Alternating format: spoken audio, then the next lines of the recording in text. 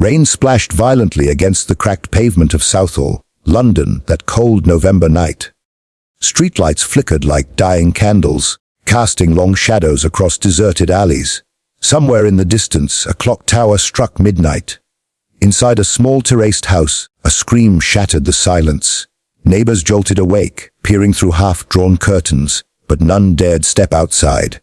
The sound was raw, desperate, the kind that lingers long after it stops. Detective Inspector Alan Briggs, known for his unflinching demeanor, arrived minutes later. His coat collar turned up against the downpour, he stepped past police tape into the dim, lit home.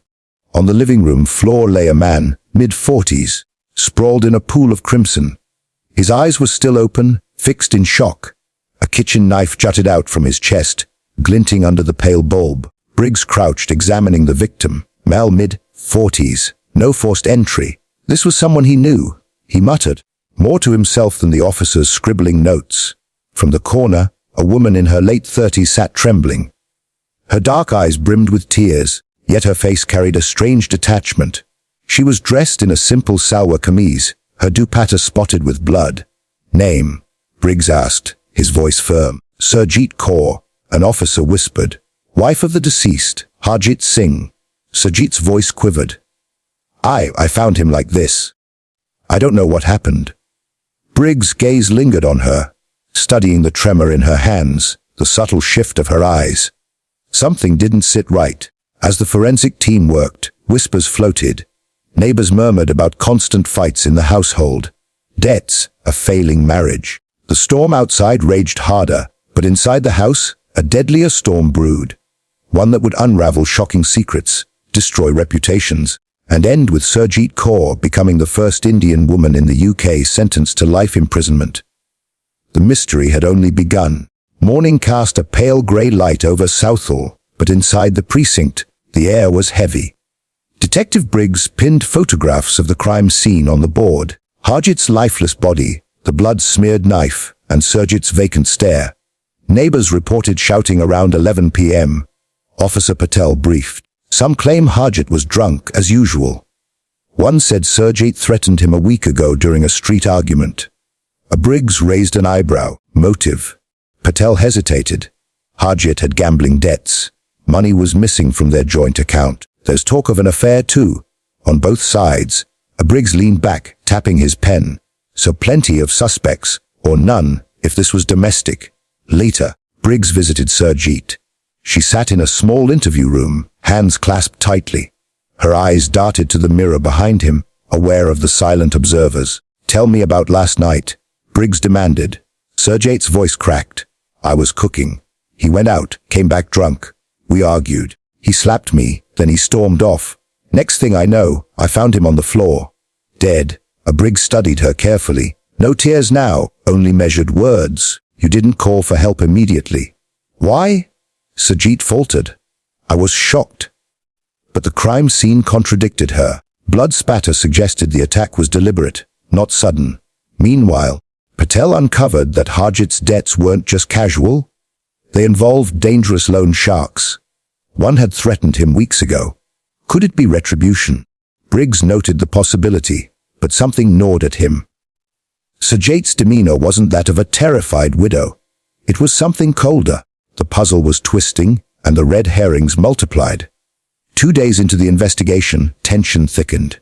Briggs sat surrounded by files, interviews, and photographs.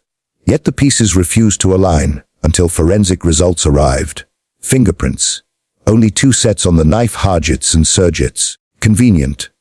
Briggs murmured. Meanwhile, a deeper probe into Surjeet's life uncovered secrets.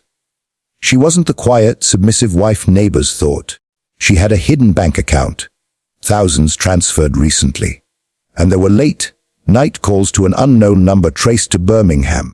Briggs summoned her again. Who's Rajiv? He asked casually, sliding phone records across the table. Surjeet's lips tightened. Just a cousin. But the way she said it betrayed her.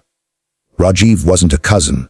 He was younger, charming, and very much involved with her. Witnesses confirmed seeing them together.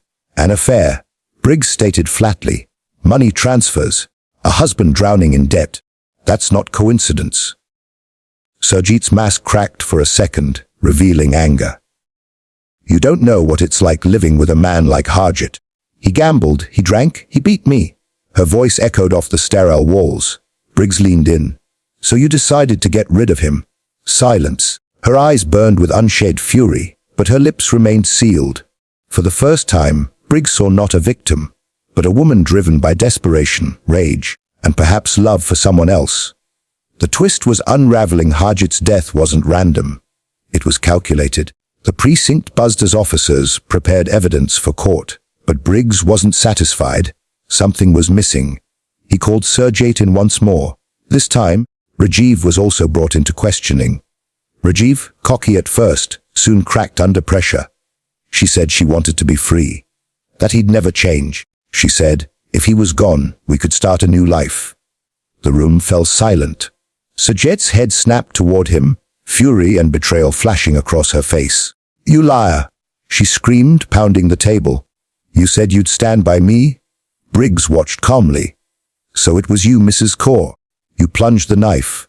Surjeet broke down, but not in sorrow, in rage. He ruined everything! My youth, my life, my dignity. He deserved it. The confession, though emotional, sealed her fate. The chase wasn't on the streets. It was inside her mind, as every secret tumbled out in front of cold, recording cameras. Courtroom 12 at the Old Bailey was packed. The public, media, and community leaders all gathered. The case of Surjeet Kaur had stirred shockwaves, not just for its brutality, but because she was the first Indian woman in the UK facing life imprisonment for murder. The prosecution painted her as manipulative, driven by greed and lust. The defense tried to portray her as a battered wife, pushed beyond limits. The jury deliberated for hours. Finally, the foreman stood. We find the defendant guilty of murder. Gasps rippled through the room. Surjeet stood still, her face drained of color. The judge's words rang out, "You will serve a life sentence." Reporters rushed outside, headlines already forming. First Indian woman sentenced to life in UK murder case. Detective Briggs, watching from the back, felt no triumph, only a heavy silence. Justice was served, yet it left behind broken lives, haunting questions, and a chilling reminder of what desperation and secrecy could create. As Surjeet was led away, her last glance carried no regret, only cold defiance. The story closed not with redemption, but with a chilling certainty. The darkest crimes often happen behind the quietest doors.